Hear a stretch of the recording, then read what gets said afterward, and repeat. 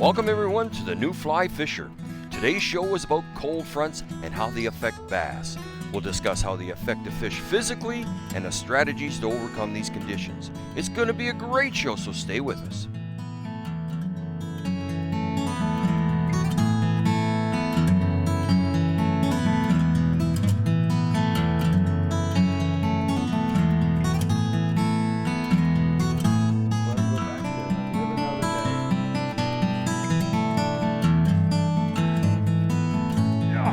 Oh, baby, look at that fish.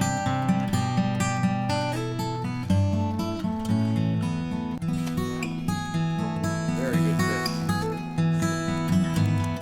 Another fine, beautiful steelhead taken here. This is a good example of the family Heptagenaida.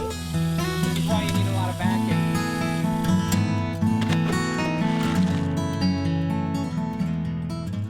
This week, the New Fly Fisher crew is in the Elliott Lake area in Ontario.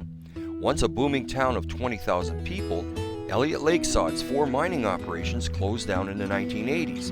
Instead of accepting defeat, the city began to sell itself as an ideal retirement community. This proved successful, as the city now is stabilized at approximately 12,000 people, with over 4,000 lakes in the area holding plentiful stocks of lake trout, rainbow trout, speckled trout, pike, bass, and walleye. Elliott Lake is definitely a fisherman's paradise. The reports from the previous week had been good and the fishing was excellent, but this week is different. The remnants of Hurricane Ike had gone through the area, and I knew the fishing would be challenging. Cold fronts will challenge your angling skills. This is mainly because fronts send most fish into a negative feeding mood. What is a cold front? A cold front can be described as the edge of a colder air mass that moves in on a warmer air mass. The intensity of the front will vary. Rain, high winds, and overcast skies occur during the initial stages of most cold fronts. After the edge of the cold front passes, typically weather conditions are bright, blue skies, few clouds, low humidity, and a drop in air temperature. These post-front conditions might be pleasant to the angler, but they make for tough fishing. Now what we're doing is just letting the wind push the boat along. I got my leech on the bottom, I'm twitching it as we move along. The fish are stuck dead on the bottom today. We've had some fronts go through in the last few days, and it's put them way down. They're not up near the top. Just letting the boat drift you. And then you just pull it along the bottom. It's just like the action of a jig, up and down. And with the long tail that I have on my leech, gives it that nice action.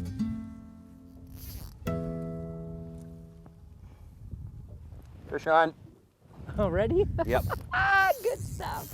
Fish on. I am very happy. Okay. Good stuff. Wayne said there's a shoal here.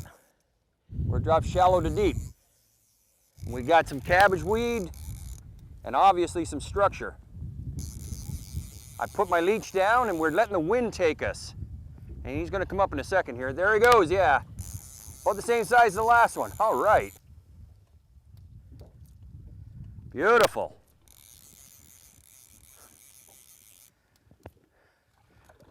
When they told me how good the fishing was up here, you know, everybody brags on their own area, but they weren't kidding this time. The fishing is absolutely spectacular here.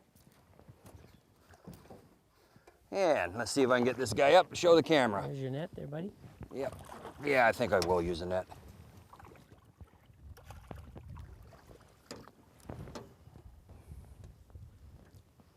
There we go. Not as big as the last one, but the right species.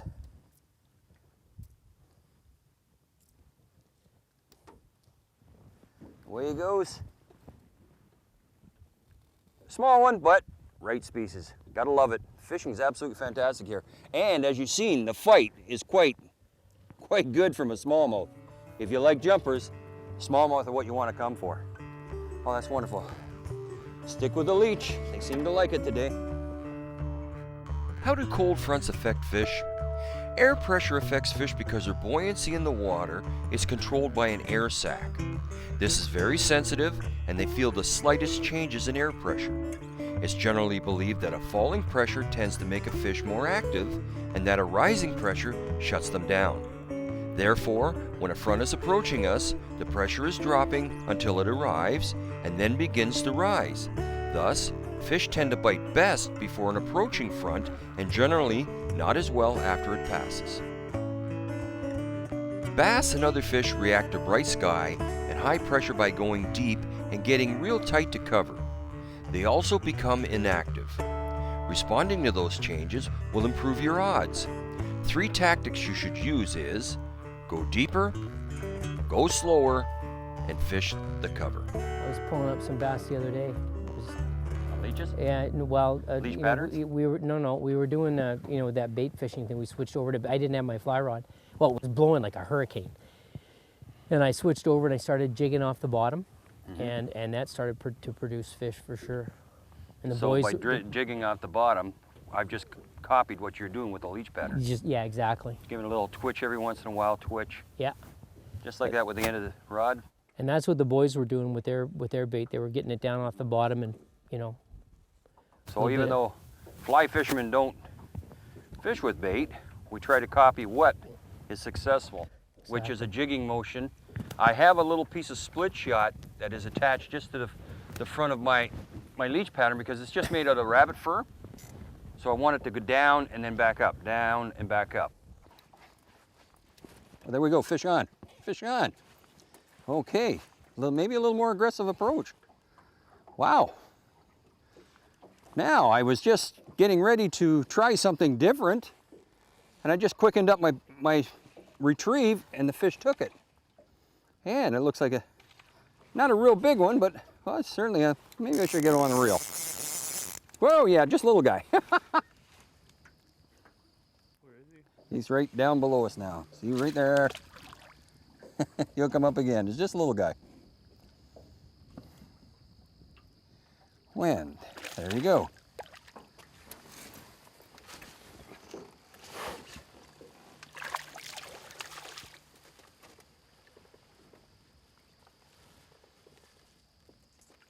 Come here, you.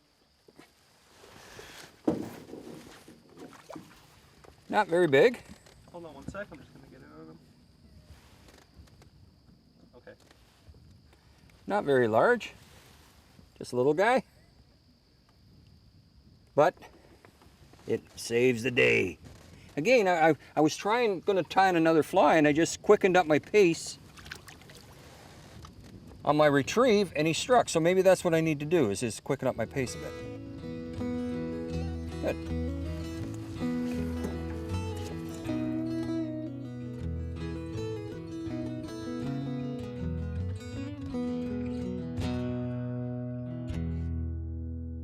Now it's time to change flies. I was using kind of a bunny leech here, and they seem to have gone off it, so it's time to change flies. I'm going to use something in a black color, and this has got some ice chenille, it's called in there, which is just a little sparkle. But what I want to show you is it's called a loop knot, and we've been using it with leech patterns and any kind of bugger pattern. And what it does, it allows more action of the fly. So here's how you do it. First off, make an overhand loop in the line first. This is before you put on the fly. Then you take your fly and string it through. And slide it down to where the loop is. Then you just got to hold on to your line and the loop. Take your tag end,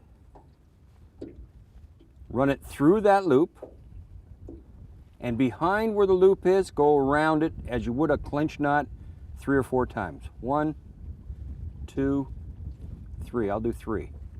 Then back through the loop.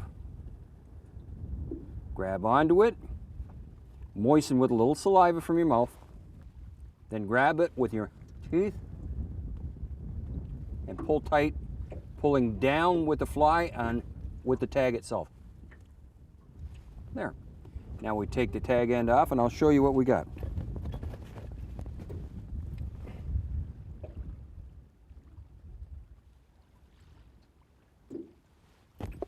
And that is what we got here, is a loop knot.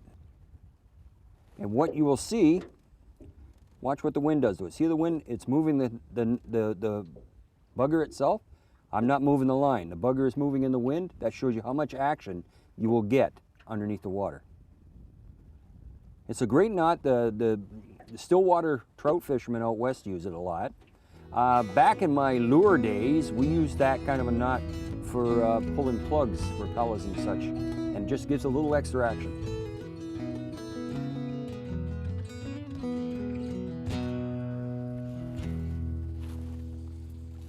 Now, crayfish are another major source of food for smallmouth. Watch as Ken Collins from Grand River Trout Fitters shows us a really interesting technique on how to use an indicator with a crayfish.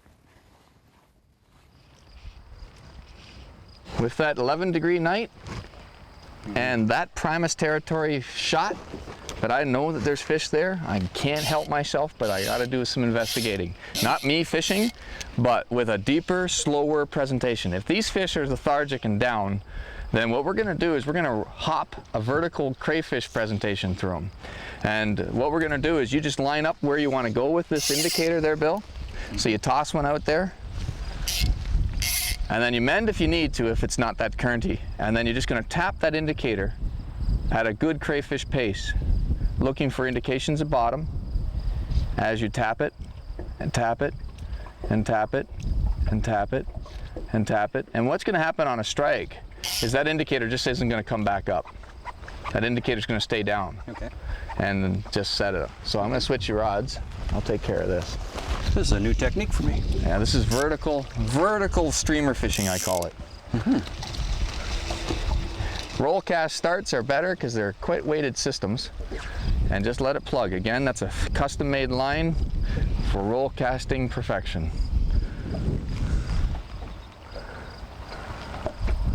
Not bad. A little, what I call a little hoppy type of presentation. It'll work. But what do you want me to do? Just strip it? Or? You know what? That's not terrible. I don't mind that. You're not as bad as some of my clients that really get hoppy. And there's so much slack line that I can't see the strike. I call that the roller coaster. That presentation you're doing. See how you throw a roller coaster hill? So there's what I like, a tap. Because there I can see a strike. Okay, all right. Understood what you want now. Right there.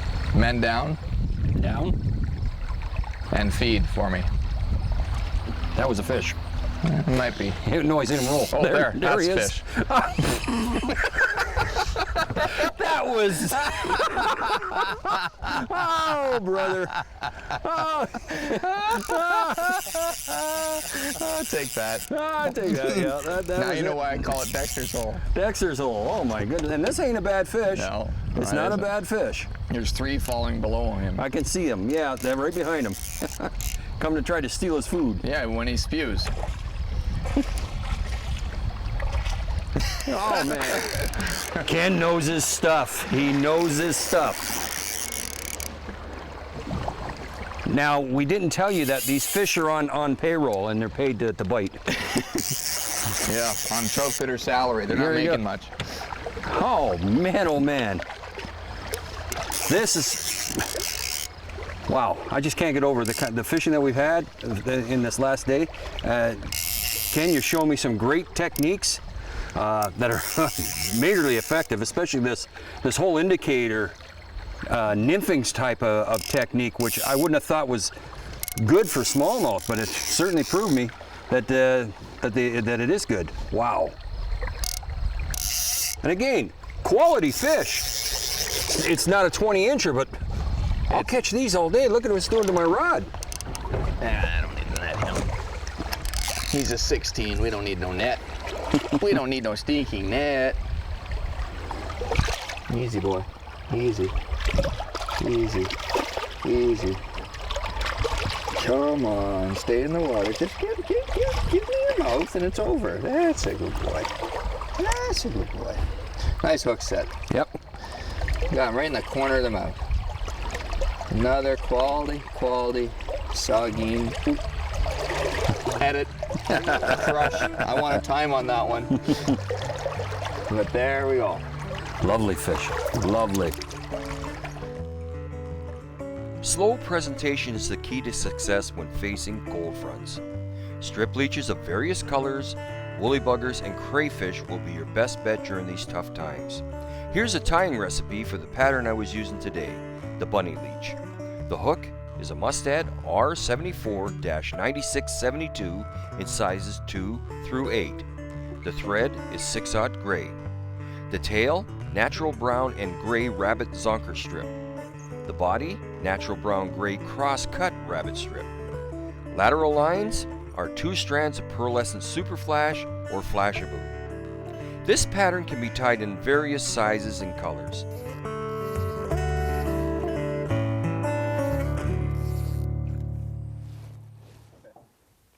Now, Wayne, tell me about what's happening up here in Elliott Lake. It's expanding rapidly, but what's the reasoning for it? Well, we have a huge natural resource called lakes. We've got 1,200 lakes spread over 9 townships, roughly 40 square miles. Within a 90-minute radius, we've got 6,500 lakes, and they contain every conceivable species of Canadian game fish, from perch to muskellunge, pike. We're renowned all over the place for our lake trout fishing and our square-tail fishing. So it's an amazing fishery, a tremendous wild area, and Elliott Lake is really the only urban hub in all of this wilderness that surrounds it. So it's a very peculiar setting, a very odd gift of nature that we've got that allows people to be very attracted to this region. We've literally got everything under the sun. We've got a tent trailer park right in the middle of town called Westview Park. We've got a commercial operation called South Bay Park, run by the Wisniewski family, tremendous people. We've got a very upscale wilderness lodge called Laurentian Lodge, and for those that haven't been, Flack Lake is a piece of heaven. The people up there are marvelous. They've done tremendous reservation, huge log building, incredibly attractive, lots of weddings, lots of high-profile people have been through, various ministers of parliament and so on and so forth. Tremendous accommodation. Within the city itself, we've got the Algo Mall, the Fireside. We're building a brand new Hampton Inn that will be ready for occupancy, I believe, sometime next summer. So that's extremely exciting for us, and will add very much to our bed base and our capacity to attract people and to house them in very nice accommodation. The first setup we're using today is a floating line to a sinking leader of various lengths. The depth of the water will dictate the length of the leader. We attached a 3-foot section of monofilament to the sinking leader, and to that was our fly. The setup we were using for our indicator fishing is a floating line to a 9-foot leader. Attached to the leader is an indicator placed approximately 2 times the depth of the water from the fly. Attached to the leader is our weighted crayfish. And these. Too quick for him. Oh, don't. He smucked it right on the surface. He was not letting it. You didn't even get a chance to give it any kind of string. twitch. I didn't even twitch it once. He was on it like a dirty shirt. I've never caught a dink in these next 2 bays. Oh yeah. Okay. Again, getting it down. Ken said I wasn't getting down by casting farther down, so he had me cast more to the left of the boat and allowed the fish to sink, the fly to sink. And this guy doesn't want to come up. I haven't got a look at him yet. He's really shaking hard. 20-incher here. Oh, it's a good fish. 17. 17? Yeah.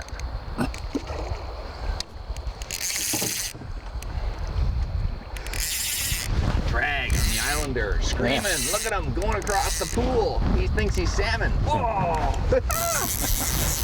Oh.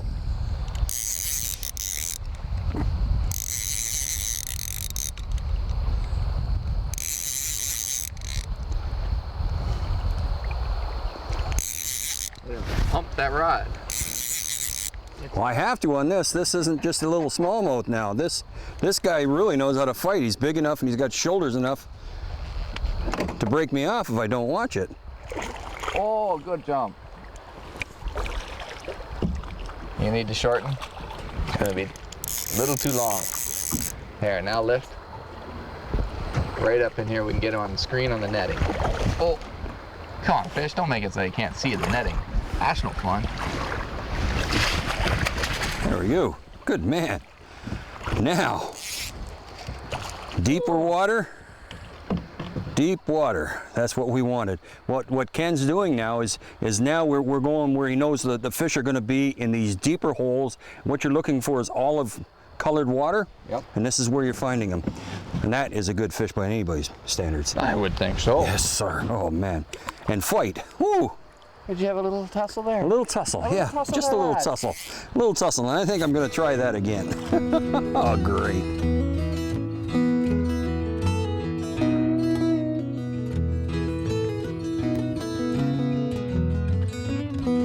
There we go. Fish on. Perfect. All right. Just had to change tactics a bit. And Here he he's comes. fighting He's good. gonna Yeah. jump. Fighting good. He's going to jump soon.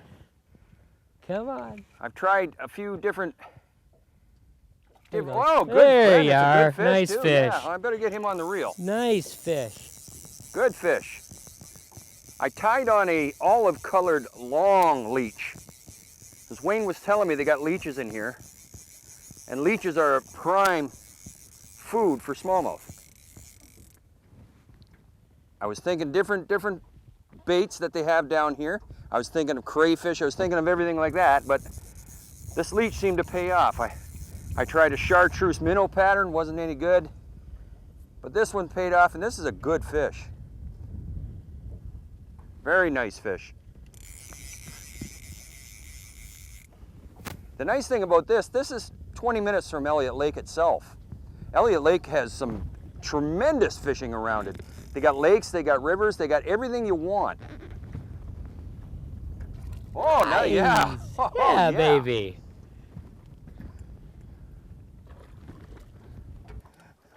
And Wayne's going to tell me in a minute, oh, that's our average size, aren't you? Well, you know what? For around here, honestly, it's a nice fish, but certainly not a, an Elliott Lake Yeah. monster, but it's a beauty. Get her in the net. Come here, you little devil. All right, now this is fishing Elliott Lake. There you I got go. her there. Fine Elliott Lake smallmouth bass. That's a good bass in anybody's books. Beautiful. makes me proud. This is good. Come on, buddy. Now I'm just gonna hold him here. Oh, he's ready to go. Away he goes. You hold him until you feel them kick. Once they kick, then they're ready to go. Don't move them back and forth. The water's meant to go through the mouth and then the gills, not the gills and the mouth. There is no argument that post-cold fronts can be tough. Understanding where the fish go and how they are affected will make you more successful. For more information on this show and others in our series, visit us on the web at thenewflyfisher.com. From all of us here at The New Fly Fisher, thanks for joining us, tight lines, and we'll see you next time.